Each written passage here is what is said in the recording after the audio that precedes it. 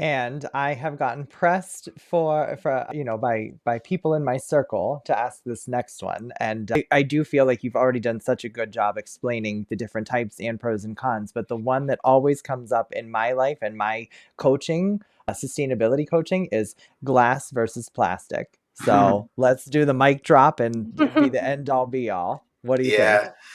Yeah. And it's, again, it's complicated, but I think overall, you look at the plastic industry and the oil and gas that's used and the process and the microplastics and the leaching. And there's just a lot there that I think needs to be considered. Plastic is not infinitely recyclable. So even if you were to recycle it a bunch of times, eventually it would just have to be it would break down and have to be either incinerated or put in a landfill to where it takes, as we know, hundreds, thousands of years to break down. And so there's that. On the glass side, right, it's sand. There is a limited amount of this really high quality sand that's out there and creating really big, like, beauty glass. And often the mining or the collecting of this sand can actually cause damage to environments around the world as they're kind of acquiring this sand.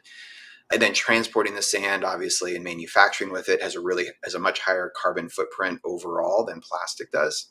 And so, again, it's kind of what in our industry, we have what's called an LCA, or a life cycle analysis. And so for those that are really interested in like what's truly happening, these LCAs are becoming much more easier to obtain. And I actually think most brands are going to be sharing these LCAs with consumers as they get more and more informed.